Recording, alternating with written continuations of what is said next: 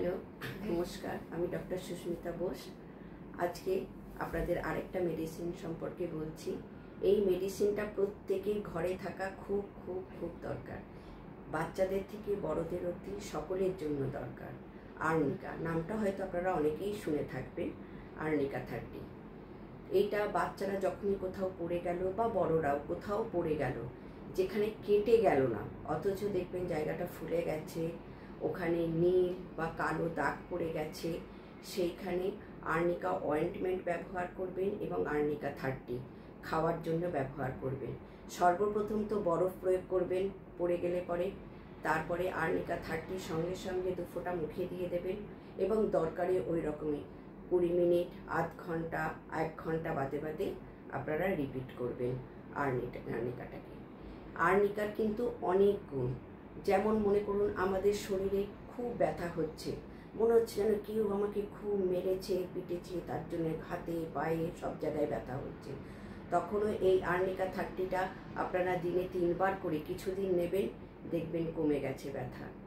আচ্ছা, বিশেষত এখন যাদের সিজারিয়ান বেবি হচ্ছে, সিজারিয়ান বেবি হওয়ার পরে দেখবেন কোমরে একটা যন্ত্রণা খুব হয় এবং তাদের অনেক দিন পর্যন্ত এটা নিয়ে কিন্তু তারা ভোগে।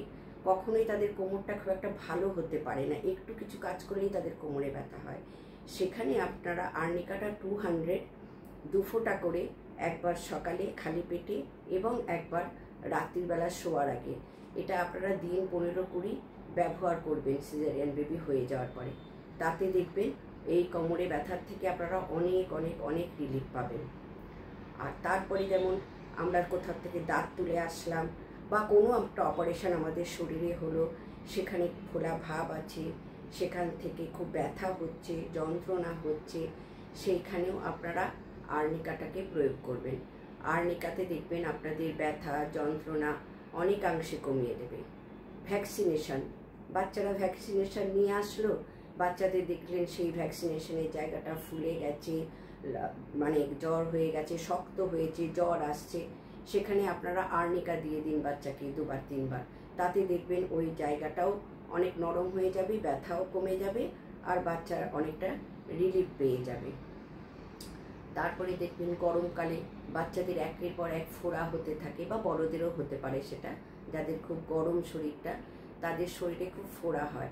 তো একের পর এক যখন ফোড়া হবে তখন আপনারা এই আর্নিকা 30টাকে কিছুদিন সেটা ব্যবহার করবেন, দিন 10-15 আপনারা লাগাতার ওটাকে ব্যবহার করবেন। তাহলে দেখবেন যে ওই ফোড়ার টেন্ডেন্সিটা কমে গেছে আর যেগুলো হয়েছিল সেগুলো একদম ভালো হয়ে গেছে। আর্নিকা সব সময় ঘরে থাকা আমাদের খুব দরকারি। যে কোনো কেটে যাওয়া, ফেটে গেল বা কোনো জায়গা আমাদের আঘাত লাগলো, হাতে পায়ে আমাদের ব্যথা হলো, তাহলে সবার ক্ষেত্রে আমরা কিন্তু কেউ সারাদিন খুব খাটাখাটনি করে এসছে, রাত্রিবেলা সে বিছানায় শুতে পারছে না, তার এত গা হাত পা ব্যথা করছে, তাকে আর্নিকা 200 একটা ডোজ খাইয়ে দিন, দেখবেন সে তার খুব রিলিফ হয়ে যাবে। তাহলে আর্নিকা ভীষণ জরুরি একটা মেডিসিন, প্রত্যেকের ঘরেই এটা থাকা উচিত। মেডিসিনটা আপনারা অতি অবশ্যই সকলেই আপনাদের নিজেদের ঘরে রাখবেন। আজকে আমি এটা বলেই শেষ করছি, আবার পরের দিন আরেকটা মেডিসিন বলবো।